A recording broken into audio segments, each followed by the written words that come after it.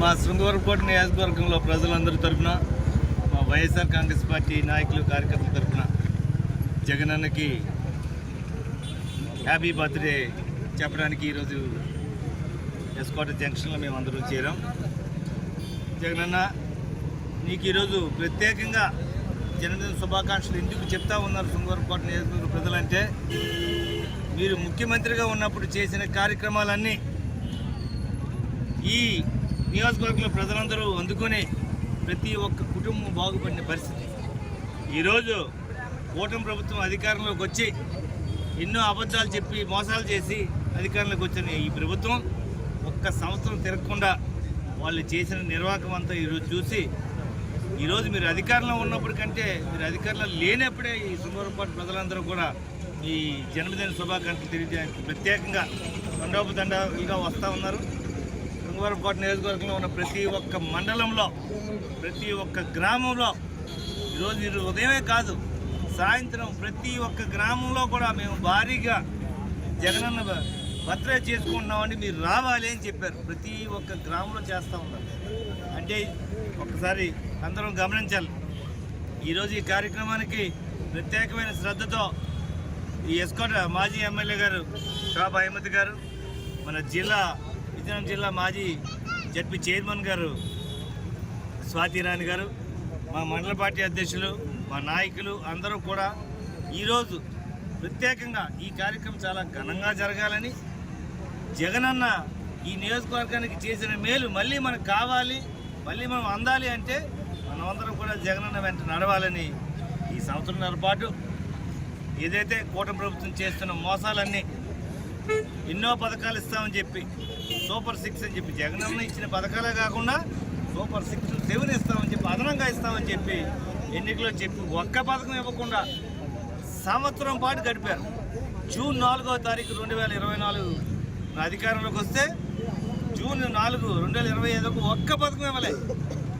ఆ రోజు జగన్మోహన్ రెడ్డి గారి నాయకత్వంలో మేమందరం కూడా ప్రభుత్వాన్ని నిలదీసేలాగా ర్యాలీలు అన్ని కార్యక్రమాలు ఆ రోజు చేయటం మొదలుపెట్టిన తర్వాత ఒక్క పథకం ఇచ్చారు, అమ్మఒడి పథకం. అంటే ఈరోజు అమ్మఒడి పథకం వచ్చిందంటే కారణం జగన్మోహన్ రెడ్డి గారి నాయకత్వంలో ప్రజల తరఫున పోరాటం వల్ల ఒక పథకం వచ్చింది. అంటే మిగతా పథకాల పరిస్థితి ఏంటి? ఈరోజు ప్రతి ఒక్క ఎన్నికలు ఇచ్చిన ప్రతి ఒక్క హామీ నెరవేర్చకుండా దర్జాగా వ్యాపారాలు తీసుకుంటూ ఉన్నారు. ఈరోజు మీరు ఇక్కడ మా నియోజకవర్గ ప్రజలందరూ కూడా చూస్తూ ఉన్నారు ఎన్ని ఇబ్బందులు పడుతూ ఉన్నారంటే. ఈరోజు పిల్లలు చదివించుకోవడానికి ఇబ్బంది. జగనన్న ముఖ్యమంత్రిగా ఉన్నప్పుడు చెప్పిన తేదీ కల్లా అన్ని పథకాలు అందేవి.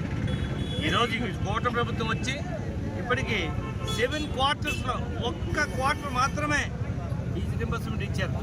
ఈరోజు పిల్లలు కాలేజీకి వెళ్తే కాలేజీ యాజమాన్యం తిరిగి హాల్ టికెట్లేమో డబ్బులు కడితేనే చదవండి లేదంటే మానేయండి అని చెప్పి బెదిరిస్తూ ఉన్నారు. ఈరోజు ఆరోగ్యశ్రీ పేరు చెప్పుకొని ఎక్కడికైనా హాస్పిటల్కి వెళ్తే బాబు ఆరోగ్యశ్రీ అయితే మీరు మా దగ్గర రావద్దు, ప్రభుత్వం బిల్లులు ఇవ్వడం లేదు అని. అంటే ప్రభుత్వం ప్రజలకు ఇవ్వాల్సిన విద్యా వైద్యంలో జగనన్న ఎంత శ్రద్ధ పెట్టారో ఈ ప్రభుత్వం అంత అశ్రద్ధ చేస్తూ అక్కడితో చాలదన్నట్టు.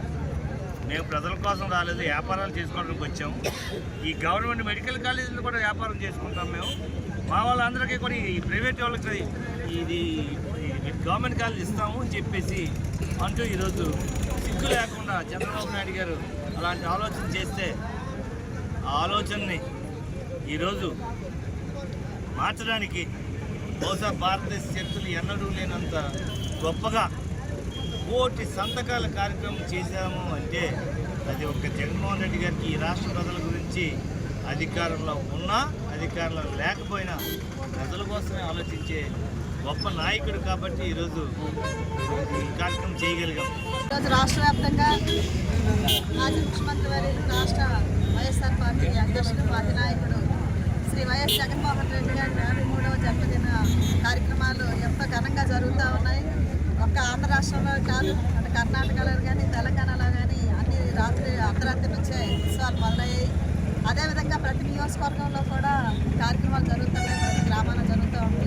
ఈరోజు ఎస్కోట నియోజకవర్గంలోని ఎవరైతే పార్టీ ఇన్ఛార్జ్ అదేవిధంగా శాసనసభ్యులు శ్రీ కడపటి శ్రీనివాసరావు గారి ఆధ్వర్యంలో ఇప్పుడే కొత్త వరుసలో కూడా ఘనంగా కార్యక్రమం నిర్వహించాం. అలాగే ఎస్కోట హెడ్ క్వార్టర్లోని రక్తదాన శిబిరం కానీ అదేవిధంగా ఇక్కడ హాస్పిటల్లో పళ్ళు రొట్టెలు పంచే కార్యక్రమం కానీ ఎంత ఘనంగా పార్టీ క్యాడర్ అందరూ కూడా నిర్వహిస్తూ ఉన్నారు. ఈ సందర్భంగా మరి ఎస్కోట్ నియోజకవర్గ ఏదైతే మన పార్టీ వైఎస్ఆర్ పార్టీ కుటుంబ సభ్యులందరి తరఫు నుంచి నియోజకవర్గ ప్రజల తరఫు నుంచి కూడా జగనన్నకి పుట్టినరోజు శుభాకాంక్షలు తెలియజేస్తూ ఉన్నాను.